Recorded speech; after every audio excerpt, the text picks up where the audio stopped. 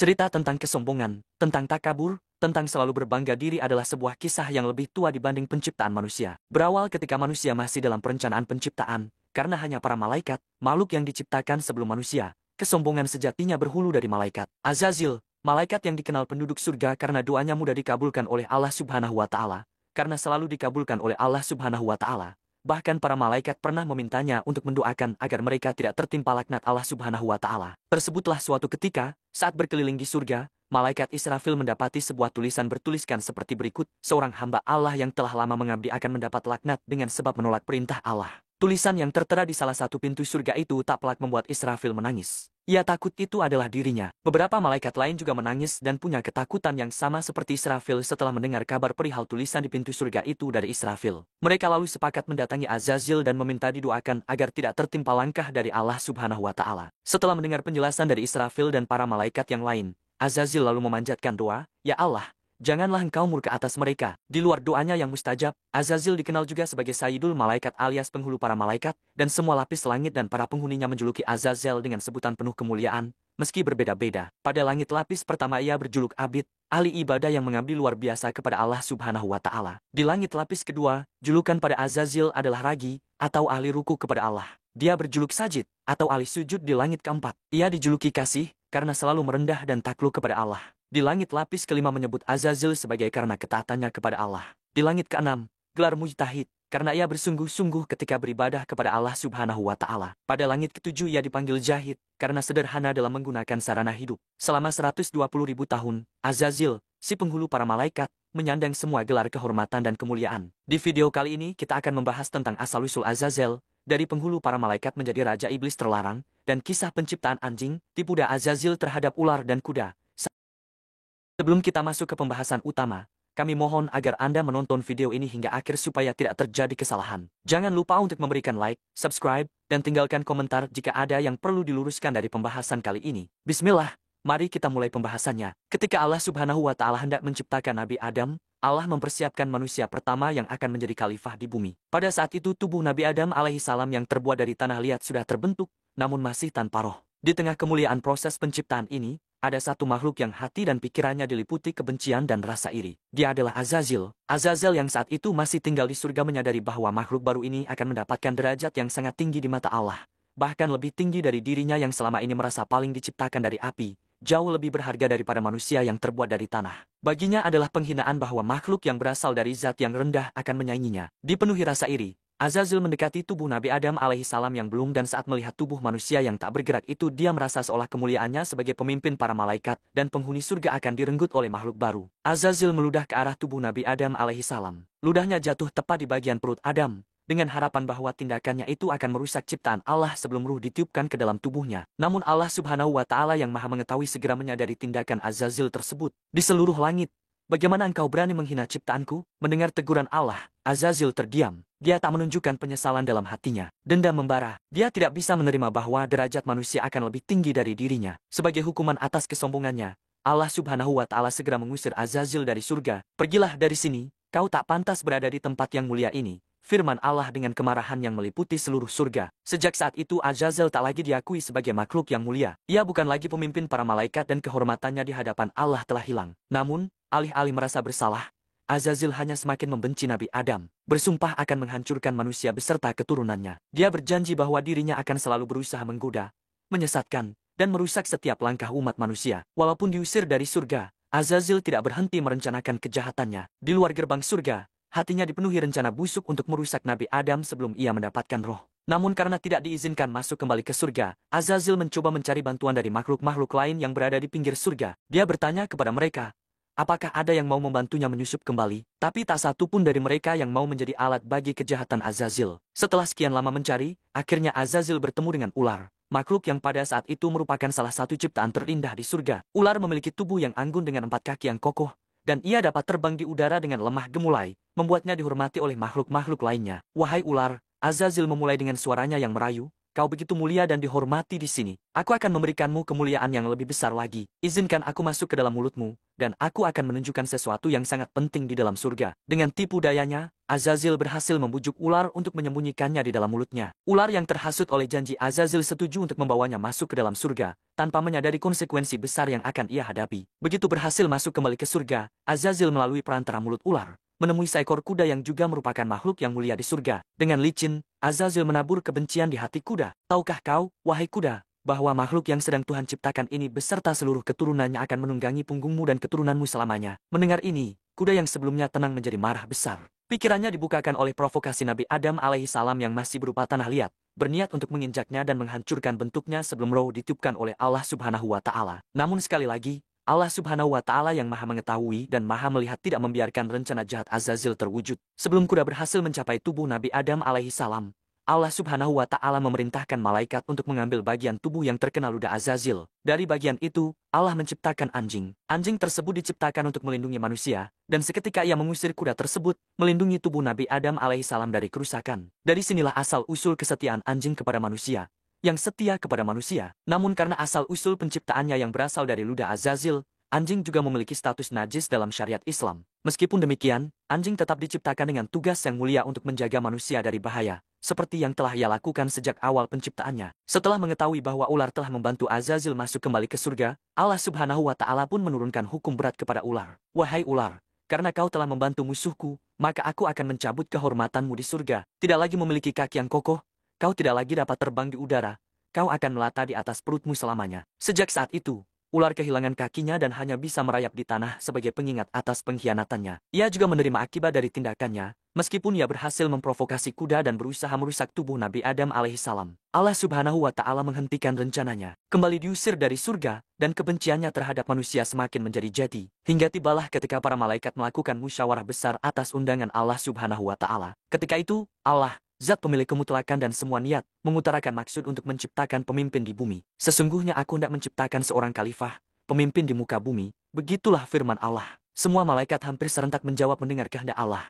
Ya Allah, mengapa engkau hendak menjadikan khalifah di muka bumi yang hanya akan membuat kerusakan dan menumpahkan darah di bumi? Padahal kami senantiasa bertasbih dengan memuji engkau dan menyucikan engkau. Allah Subhanahu wa Ta'ala menjawab kekhawatiran para malaikat dan meyakinkan bahwa sesungguhnya aku mengetahui apa yang tidak kamu ketahui. Allah Subhanahu wa Ta'ala lalu menciptakan manusia pertama yang diberi nama Adam. Kepada para malaikat, Allah Subhanahu wa Ta'ala memperagakan kelebihan dan keistimewaan Adam yang menyebabkan para malaikat mengakui kelebihan Adam atas mereka. Lalu Allah Subhanahu wa Ta'ala menyuruh semua malaikat agar bersujud kepada Adam sebagai wujud kepatuhan dan pengakuan atas kebesaran Allah Subhanahu wa Ta'ala. Seluruh malaikat pun bersujud, kecuali Azazil. Dan ingatlah ketika kami berfirman kepada para malaikat, sujudlah kamu kepada Adam. Maka sujudlah mereka kecuali iblis, yang enggan dan takabur, dan adalah dia termasuk golongan orang-orang yang kafir. Sebagai penghulu para malaikat dengan semua gelar dan sebutan kemuliaan, karena merasa penciptaan dan statusnya yang lebih baik, Allah Subhanahu wa Ta'ala melihat tingkah dan sikap iblis. Hai iblis, apakah yang menghalangimu untuk bersujud kepada yang telah aku ciptakan? Apakah kamu lebih mulia daripadanya? Sebaliknya, ia malah menentang dan berkata, Ya Allah,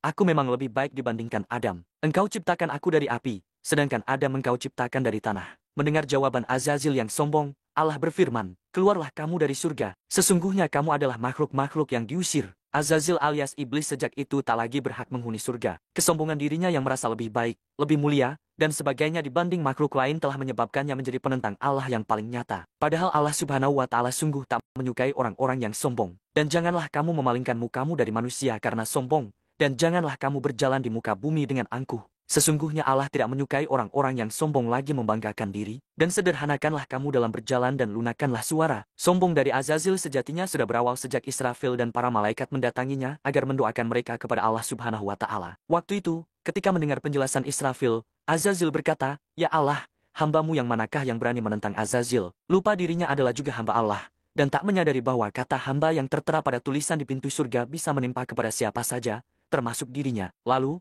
demi mendengar ketetapan Allah, iblis bertambah nekat. Seraya meminta kepada Allah agar diberi dispensasi. Katanya, Ya Allah, beri tangguhlah aku sampai mereka ditangguhkan. Allah Subhanahu wa Ta'ala bermurah hati, dan iblis mendapat apa yang dia minta, yaitu masa hidup panjang selama manusia masih hidup di permukaan bumi sebagai khalifah. Dasar iblis, Allah yang maha pemurah masih juga ditawar. Ia lantas bersumpah akan menyesatkan Adam dan anak cucunya seluruhnya, kecuali hamba-hambamu yang mukhlis di antara mereka. Yang benar adalah sumpahku. dan hanya kebenaran itulah yang kukatakan. Sesungguhnya aku pasti akan memenuhi neraka jahanam dengan jenis dari golongan kamu dan orang-orang yang mengikutimu di antara mereka semuanya. Iblis berkata, karena engkau telah menghukumku tersesat, aku benar-benar akan menghalangi mereka dari jalan engkau yang lurus. Kemudian aku akan mendatangi mereka dari depan muka dan belakang mereka, dari kanan dan kiri mereka, dan engkau tidak akan mendapati kebanyakan mereka bersyukur. Sampai 17.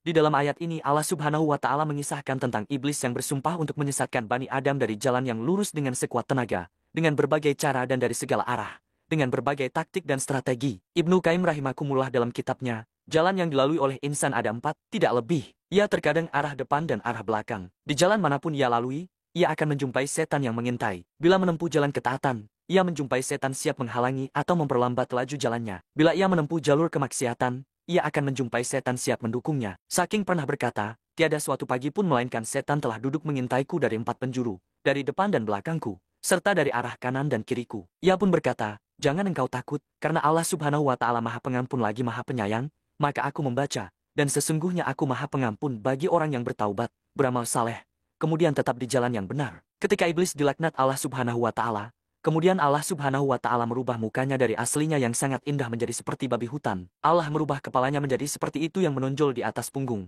Wajah yang ada di antara dada dan kepala itu seperti wajah kera. Kedua matanya terbelah pada sepanjang permukaan wajahnya. Lubang hidungnya terbuka seperti cerek. Kedua bibirnya seperti bibir lembu. Taringnya keluar seperti taring babi hutan, dan janggut terdapat sebanyak 7 helai. Setelah itu, Allah mengusirnya dari surga, bahkan dari langit, dari bumi, dan ke beberapa jazirah. Dia tidak akan masuk ke bumi melainkan dengan cara sembunyi-sembunyi. Allah telah melaknatnya hingga hari kiamat. Gerhana, dia telah ingkar dan kufur. Walaupun sebelumnya iblis sangat indah rupawan, mempunyai 4 sayap, banyak ilmu, rajin ibadah, menjadi kebanggaan para malaikat, serta menjadi pemimpin para malaikat muqarrabin. Tetapi semua itu tidak menjadi jaminan sama sekali baginya. Ketika Allah Subhanahu wa Ta'ala membalas tipu daya iblis, maka menangislah malaikat Jibril dan Michael. Lalu Allah Subhanahu wa Ta'ala berfirman, apakah yang membuat kamu menangis? Lalu mereka menjawab, ya Allah, kami tidaklah aman dari tipu dayamu. Allah berfirman, begitulah aku.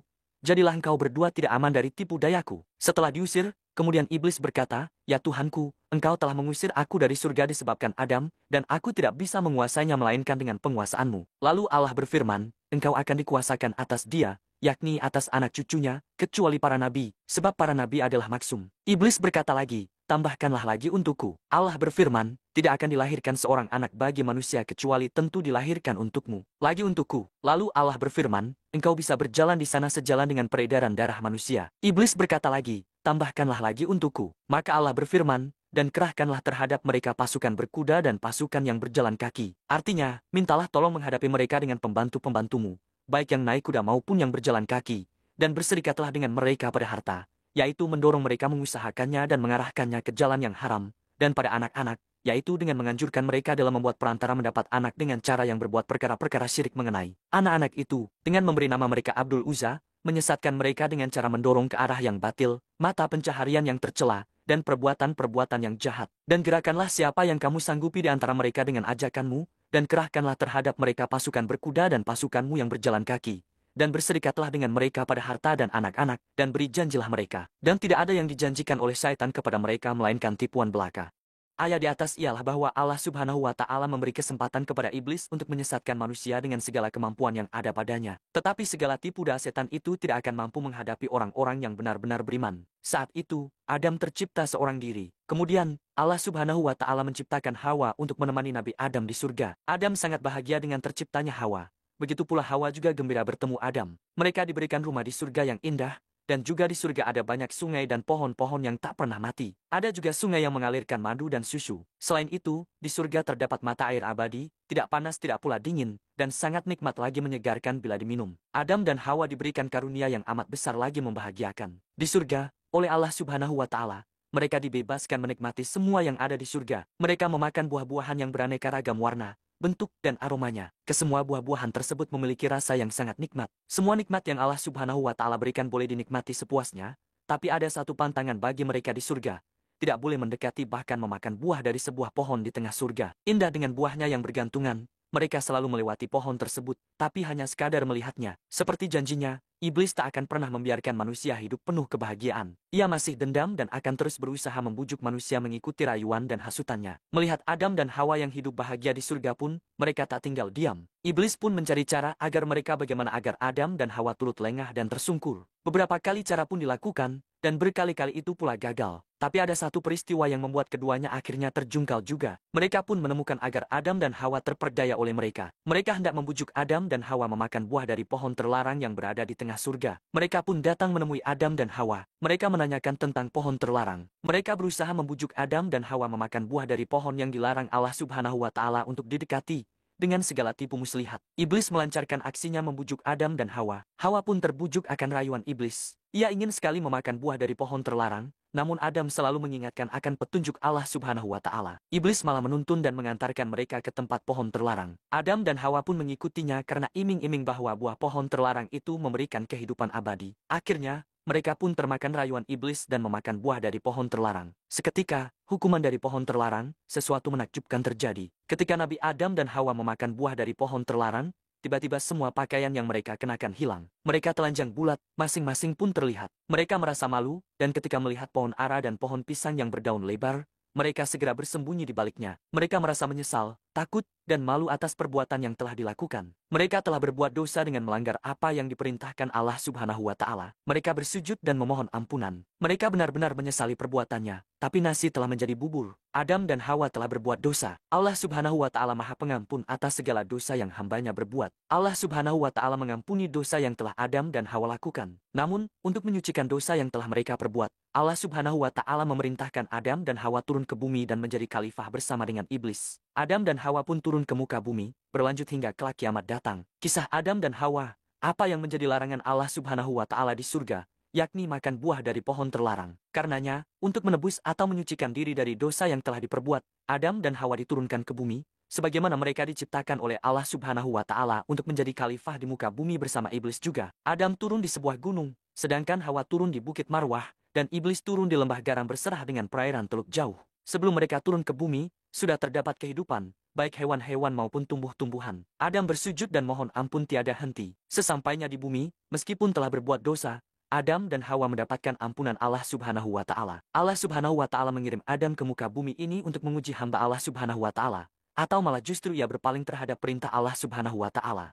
atau lebih mengikuti iblis. Adam teringat akan istrinya. Mereka turun ke bumi ini terpisah jarak yang jauh. Ia sangat ingin bertemu dengan orang yang ia cintai, namun ia tak tahu di mana keberadaan istrinya, Hawa. Dia juga tak tahu harus melangkahkan kaki kemana untuk mencari Hawa. Meskipun begitu, ia pun berjalan menyusuri bumi ini untuk mencari keberadaan Hawa. Malaikat turun ke bumi dan mengatakan kepada Adam, Hawa ada di suatu tempat yang jauh di bumi. Ia sedang menunggumu. Ia sendirian. Ia sedang mencarimu. Jika engkau mengikuti jalan ini, maka engkau akan menemukannya. Adam pun segera berangkat mengikuti apa yang dikatakan malaikat. Dia diliputi perasaan penuh harap agar dapat bertemu istrinya lagi. Dia berangkat mencari istrinya dengan telanjang kaki tanpa alas. Ia berjalan bermil-mil jauhnya. Saat ia lapar, ia makan dari tumbuh-tumbuhan liar. Ketika hari mulai menjadi gelap, ia mencari tempat yang aman untuk beristirahat. Kala itu, hewan-hewan buas masih banyak ada. Menempuh perjalanan selama berhari-hari siang dan malam, ia terus berusaha sekuat tenaga berjalan untuk mencari istrinya hingga akhirnya ia telah sampai di Mekah. Ia merasakan bahwa di tempat inilah, atau di bukit inilah, nantinya ia akan bertemu dengan Hawa. Di sisi lain, Hawa juga sedang menunggu kedatangan Adam, namun ia juga tak tinggal diam begitu saja. Ia juga berusaha untuk mencari, berharap melihat atau menemukan Adam, namun ia tak melihat keberadaan Adam. Ia mendaki terus dan terus dari bukit satu ke bukit lainnya. Hawa berada di suatu puncak sebuah bukit. Ia melihat dengan amat jeli ke sana dan kemari. Ia melihat ada seseorang datang sedang menuju ke arahnya. Hawa tahu bahwa itu adalah Adam, meskipun nampak dari kejauhan. Segera ia menuruni bukit dan berlari menuju ke arah orang tersebut. Ia merasa bahagia dan penuh harap dapat bertemu dengan Adam. Pertemuan yang diharapkan dan dinanti pun terjadi. Adam dan Hawa menangis karena bahagia bisa bertemu dengan orang yang dicintai. Mereka pun tak lupa bersyukur kepada Allah Subhanahu wa Ta'ala karena telah mempertemukan mereka kembali. Seperti kehidupan di surga, jika di surga tak ada siang dan malam, tak ada binatang buas, tak ada pergantian musim. Itu semua memang hanya ada di bumi. Lalu, Adam dan istri memilih suatu daerah nan indah guna mereka tinggali. Tumbuh-tumbuhan dan buah-buahan sembarang macam tumbuh di tempat tersebut. Kini, Adam harus bekerja untuk keberlangsungan hidup mereka. Mereka tinggal di dalam gua, sebelum mereka membangun pondok kayu. Ada yang bekerja keras sampai dirinya merasa lelah. Adam dan Hawa juga menanam benih, memanen, menggiling, dan membuat adonan serta memanggang 2 roti untuk mereka makan. Waktu terus berlalu hingga suatu hari Hawa melahirkan 2 bayi laki-laki dan 2 bayi perempuan. Tambah dan genap menjadi 6 orang. Adam dan Hawa hidup bahagia bersama putra dan putrinya. Adam dan Hawa memberi nama putranya Habil dan Kabil, sedangkan putrinya diberi nama Iklima dan Labuda. Habil dan Kabil pergi mengikuti ayahnya untuk belajar dan bekerja. Mereka belajar kepada ayahnya tentang cara membajak tanah dan menggembala ternak, sedangkan Iklima dan Labuda membantu ibu mereka mengurus rumah. Hidup mereka bergantung pada aktivitas kerja dan usaha mereka. Di antara anak-anak mereka, kisah Kabil dan Habil adalah yang paling terkenal hingga diabadikan di dalam Al-Quran, karena memberikan pelajaran kepada umat manusia tentang bahayanya iri hati dan pentingnya bertakwa kepada Allah Subhanahu wa Ta'ala. Perselisihan antara Kabil dan Habil bermula ketika Nabi Adam mendapatkan syariat dari Allah Subhanahu wa Ta'ala yang memerintahkannya untuk menikahkan anak-anaknya yang tidak sekandung. Dalam konteks ini, sekandung berarti berada dalam kandungan yang sama atau kembar, karena tidak ada manusia lain pada saat itu.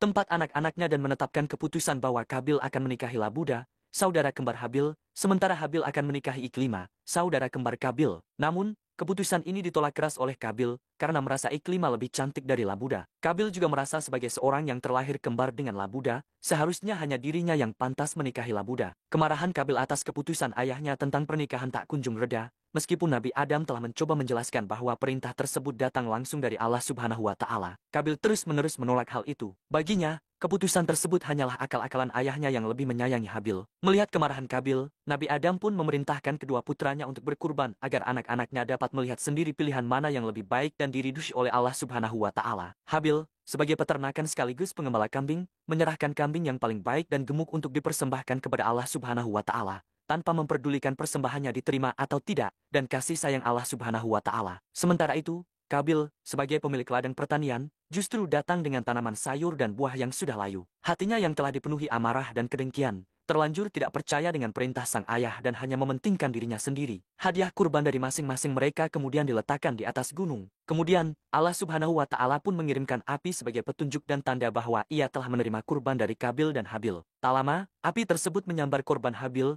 menandakan Allah Subhanahu wa Ta'ala lebih ridha jika Habil yang menikahi Labuda. Melihat itu, amarah Kabil semakin tersulut dan mengancam akan membunuh Habil jika berani menikahi saudara kembarnya. Kendati marah dan takut mendengar ucapan Kabil, Habil justru dengan tenang hanya menjawab bahwa Allah Subhanahu wa Ta'ala hanya menerima kurban dari orang yang bertakwa, yang membuat Habil memilih untuk tidak membalas kejahatan Kabil. Kejadian ini pun diabadikan Al-Quran dalam surat Al-Maidah ayat 28, yang berbunyi, "Sesungguhnya jika engkau, Kabil, menggerakkan tanganmu kepadaku untuk membunuhku, aku tidak akan menggerakkan tanganku kepadamu untuk membunuhmu. Sesungguhnya aku takut kepada Allah Subhanahu wa Ta'ala, Tuhan semesta alam." Peristiwa pembunuhan pertama di dunia. Kisah Kabil dan Habil pun berlanjut menjadi peristiwa pembunuhan pertama di dunia. Setelah ancaman dari Kabil, Habil sempat memperingatkan Kabil tentang azab bagi orang-orang zalim. Hal ini kemudian tertera dalam surat Al-Maidah ayat 29, yang berbunyi, "Sesungguhnya aku ingin engkau kembali kepadanya dengan membawa dosa karena membunuhku dan dosamu sebelum itu sehingga engkau akan termasuk penghuni neraka." Itulah balasan bagi orang-orang yang zalim. Peringatan dari Habil sempat membuat Kabil ragu pada awalnya. Namun, karena amarah dan hawa nafsu yang menguasainya, artinya kemudian hawa nafsunya Kabil mendorong dia untuk membunuh saudaranya, maka dia pun benar-benar membunuhnya, sehingga dia termasuk orang-orang yang rugi. Kekuatannya Kabil merasa takut dan menyesal, hingga akhirnya ia memilih untuk meninggalkan kedua orang tuanya. Bahkan, beberapa ulama dalam riwayatnya menyebutkan bahwa Kabil berkeliling memanggul jenazah Habil hingga 100 tahun lamanya. Allah Subhanahu wa Ta'ala pun merawat jasad itu agar tidak busuk dimakan waktu. Bertahun-tahun membawa jenazah adiknya dengan perasaan bingung dan menyesal, akhirnya Allah Subhanahu wa Ta'ala mengirimkan 2 burung gagak yang bertengkar di hadapan Kabil. Salah satu burung gagak itu pun kemudian mati, dan burung gagak lainnya menggali tanah untuk mengubur gagak yang sudah mati. Melihat hal itu, Kabil lantas merasa malu dan menyesal atas tindakannya terhadap jenazah saudaranya selama ini. Artinya, kemudian Allah Subhanahu wa Ta'ala mengirim seekor burung gagak untuk menggali tanah, supaya dia memperlihatkan kepada Kabil bagaimana cara mengubur mayat saudaranya. Kabil berkata, "Celakalah aku. Mengapa aku tidak mampu berbuat seperti burung gagak ini, sehingga aku dapat mengubur mayat saudaraku?" Maka jadilah dia termasuk orang-orang yang. Kisah Kabil dan Habil ini pun juga akhirnya menjadi cikal bakal umat muslim dalam menguburkan jenazah. Turunnya larangan membunuh sesama dari kisah Kabil dan Habil. Kita akhirnya dapat mengetahui bahwa hasad atau iri hati dapat menggelapkan mata manusia dan membawa malapetaka. Berdasarkan kisah mereka pula, Allah Subhanahu wa Ta'ala mengeluarkan firman tentang larangan untuk saling membunuh pada Al-Quran, surat Al-Maidah ayat 32, yang berbunyi, "Oleh karena itu, kami menetapkan suatu hukum bagi Bani Israel, bahwa siapa yang membunuh seseorang bukan karena orang yang dibunuh itu telah membunuh orang lain atau karena telah berbuat kerusakan di bumi, maka seakan-akan dia telah membunuh semua manusia. Sebaliknya, siapa yang memelihara kehidupan seorang manusia, Dia seakan-akan telah memelihara kehidupan semua manusia. Rasul-rasul kami benar-benar telah datang kepada mereka dengan membawa keterangan-keterangan yang jelas. Kemudian, sesungguhnya banyak di antara mereka setelah itu melampaui batas di bumi. Hari itu, matahari terbenam dengan lambat di cakrawala, memancarkan cahaya kemerahan yang melukis langit. Suara angin yang berhembus lembut di antara pepohonan terdengar seperti bisikan lembut yang mengantarkan kabar dari alam semesta. Di sebuah tempat yang penuh kedamaian, di antara keluarga dan keturunannya yang begitu banyak, wajahnya tampak tenang, namun tanda-tanda kelelahan terlihat jelas di wajahnya yang sudah menghabiskan 1000 tahun menjalani kehidupan sebagai manusia pertama yang diciptakan Allah Subhanahu wa Ta'ala, Nabi Adam. Beberapa hari, tubuhnya semakin melemah. Usianya kurang lebih 1000 tahun menjadi saksi atas perjalanannya sebagai bapak seluruh umat manusia. Menyaksikan keturunannya tumbuh dan berkembang menjadi jumlah yang begitu besar, seperti yang pernah dijanjikan Allah Subhanahu wa Ta'ala. Namun, bagaimanapun besarnya kecintaan Nabi Adam alaihissalam kepada anak-anak dan cucunya, rasa rindu kepada Robnya semakin kuat saat hari-hari terakhirnya mendekat. Nabi Adam alaihissalam tahu bahwa tidak lama lagi malaikat maut akan datang menjemputnya. Pada hari Jumat yang penuh berkah, ia memanggil putra kesayangannya, Shits, yang dipercayakan sebagai pengganti Habil yang telah wafat bertahun-tahun sebelumnya. Nama Shits, yang berarti pemberian dari Allah, merupakan tanda dari rahmatnya yang menggantikan rasa sedih yang mendalam akibat kematian Habil di tangan saudaranya, Kabil. Kepercayaan dan cinta yang diberikan Nabi Adam alaihissalam kepada Shits begitu mendalam, sehingga semua ilmu dan hikmah yang diterima Nabi Adam alaihissalam dari Allah Subhanahu wa Ta'ala diwariskan kepada putranya. Di hadapan keluarganya yang berkumpul,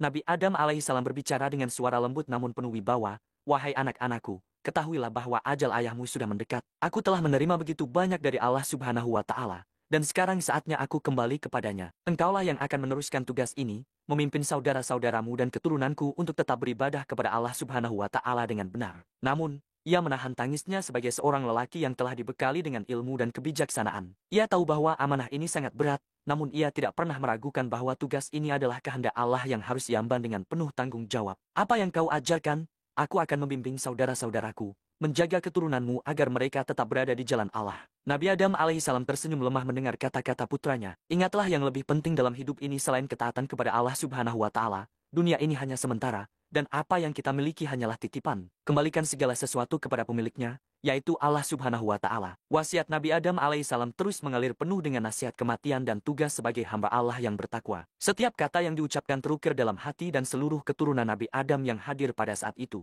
Hari itu, ketika mentari Jumat yang cerah menyinari bumi, tubuh Nabi Adam semakin lemah. Siti Hawa, istrinya, duduk di sampingnya dengan penuh kecemasan. Air mata menetes dari matanya saat ia menggenggam tangan suaminya yang mulai terasa dingin. Tiba-tiba, Nabi Adam alaihissalam teringat akan sesuatu dalam kondisi sakitnya. Ia berkata kepada anak-anaknya yang berkumpul, "Wahai anak-anakku, sesungguhnya aku ingin sekali memakan buah dari surga. Pergilah kalian dan carilah buah itu untukku." Anak-anaknya segera bangkit dengan rasa kasih dan hormat yang mendalam kepada ayah mereka. Permintaan ini bukanlah permintaan biasa. Namun, sebelum mereka melangkah lebih jauh, perjalanan mereka terhenti oleh kehadiran para malaikat yang tiba-tiba muncul di hadapan mereka. Para malaikat itu membawa kain kafan, ramuan minyak wangi untuk mayat, serta alat-alat seperti gambar dan cangkul. "Wahai anak-anak Nabi Adam alaihissalam," kata salah satu malaikat dengan suara lembut, "kalian menginginkan buah dari surga." Para malaikat saling berpandangan sebelum berkata, "Kembalilah kalian. Sesungguhnya saat ini telah tiba keputusan kematian bagi bapak kalian." Malaikat maut telah ditugaskan untuk mencabut nyawa Nabi Adam alaihissalam. Perasaan haru, cemas, dan tak percaya seketika menyelimuti hati anak-anak Nabi Adam alaihissalam. Mereka kembali dengan langkah yang berat, membawa kabar dari para malaikat kepada ibunya, Siti Hawa. Saat mendengar kabar ini, Siti Hawa berkata, "Wahai Adam, mintalah penangguhan kepada Allah agar kematianmu ditunda. Aku tidak sanggup kehilanganmu." Namun, Nabi Adam alaihissalam hanya tersenyum lembut. "Wahai Hawa, engkau diciptakan setelah aku, dan engkau akan menyusulku. Biarkan aku kembali kepada Robku, sebagaimana perintahnya telah datang." Sesaat kemudian, para malaikat yang ditugaskan untuk mencabut nyawa datang. Malaikat maut mendekat dan dengan lembut mengucapkan salam kepada Nabi Adam alaihissalam. Siti Hawa yang menyaksikan kedatangan para malaikat tak dapat menahan tangisnya. Namun, Nabi Adam alaihissalam tetap tenang. Ia memandang ke arah keluarganya, memberikan senyum terakhir sebelum menutup matanya. Malaikat maut pun melaksanakan tugasnya dengan penuh penghormatan. Nyawa Nabi Adam alaihissalam perlahan-lahan dicabut dari tubuhnya, sementara suasana di sekitar rumah tersebut dipenuhi dengan hening yang mendalam. Tidak ada yang mampu berkata apa-apa. Siti Hawa terisak di samping tubuh suaminya yang kini sudah dalam kesedihan yang mendalam. Setelah mencabut nyawa Nabi Adam alaihissalam, para malaikat memandikan jasadnya dengan penuh kehormatan. Mereka mengkafani tubuhnya, mengoleskan ramuan minyak wangi, dan menggali kuburnya. Para malaikat kemudian menyalakan Nabi Adam alaihissalam, menguburkannya dengan penuh kehormatan, dan menutup liang lahatnya dengan tanah yang rata. Ketika proses penguburan selesai, salah satu malaikat berdiri dan berkata kepada keturunan Nabi Adam alaihissalam, Wahai anak-anak Adam, inilah tuntunan bagi kalian saat ada di antara kalian yang meninggal dunia. Begitulah cara kalian harus merawat orang yang telah wafat, sebagaimana kami telah merawat ayah kalian. Kata-kata tersebut, cara pemakaman yang diajarkan oleh para malaikat kepada keturunan Nabi Adam alaihissalam, menjadi tradisi yang terus dijalankan hingga hari ini. Di video selanjutnya, kita akan membahas Nabi Syed sebagai penerus Nabi Adam alaihissalam.